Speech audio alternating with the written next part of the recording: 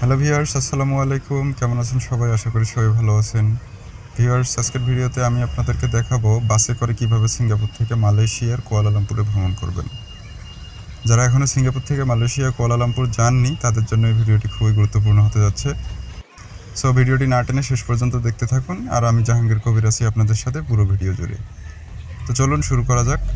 So viewers, আমরা যেহেতু বাসে করে ভ্রমণ করব সেহেতু আমাদের অবশ্যই বাসের টিকিট থাকতে হবে। আর আমরা আগে থেকে easybook.com থেকে বাসের টিকিট ক্রয় করে রেখেছি। আমরা যেহেতু পূর্ব নির্ধারিত 2 দিন 2 রাতের সফরে কুয়ালালামপুরে যাচ্ছি, তাই আমরা টিকিট করার সময় রিটার্ন টিকিট সহ কেটে রেখেছি। আর চাইনিজ নিউ ইয়ারে যাচ্ছি বলে টিকিটের দামটাও একটু চড়া। আর আমরা 4 জন একসাথে যাচ্ছি, তাই টিকিটও একসঙ্গে 4টা করে রেখেছি, যার সর্বমোট মূল্য $345, 60 সেন্ট সিঙ্গাপুর ডলার।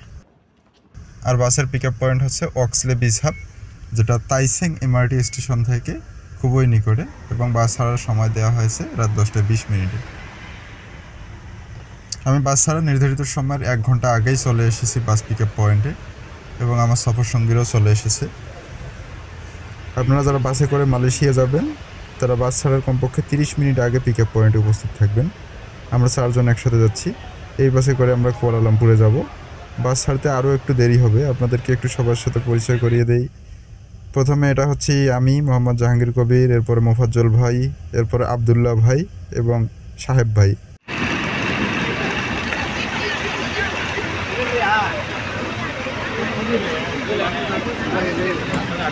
লাগেজ কোথায় দিবেন? বাস ছাড়ার সময় হলে বাসের স্টাফরা আমাদেরকে ডাক দেয় এবং আমি আগে আমাদের লাগেজগুলো লকারে ভরে দেই।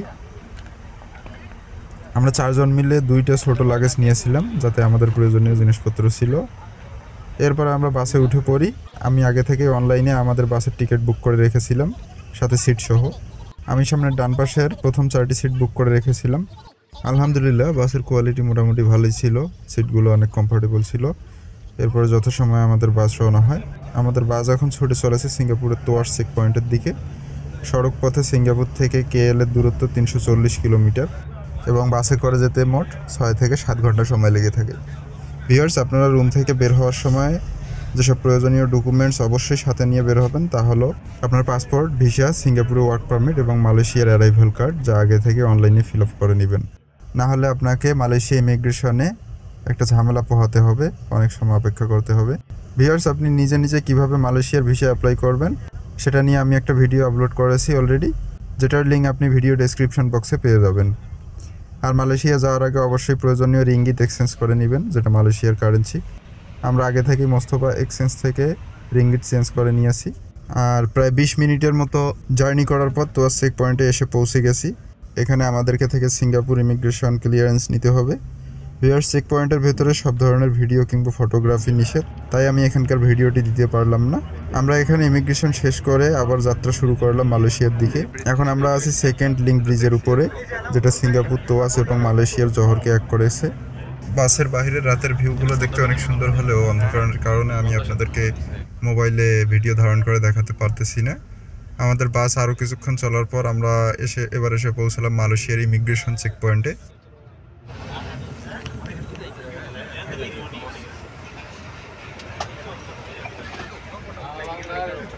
turun.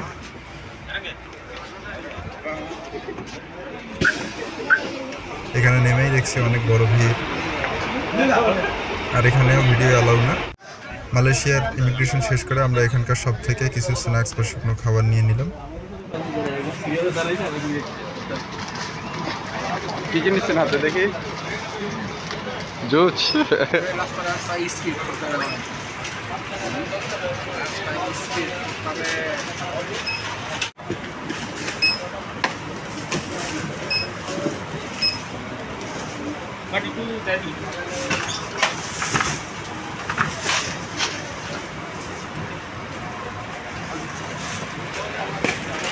এরপরে আমাদের কেনাকাটা শেষ করে আমরা আবারও বাসে উঠলাম।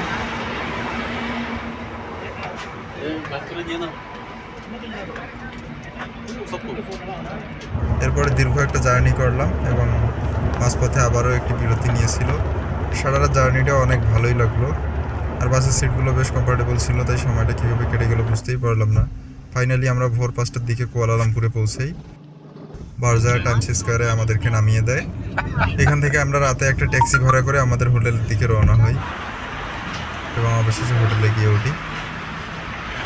আলহামদুলিল্লাহ হোটেল রুমটা মোটামুটি মানসম্মত ছিল। আমরা 2টা রুম বুক দিয়েছিলাম, যার এক একটা রুমের ভাড়া ছিল 150 রিঙ্গিট। 2 রাতে আমাদেরকে 600 রিঙ্গিট ভাড়া দিতে হয়েছে।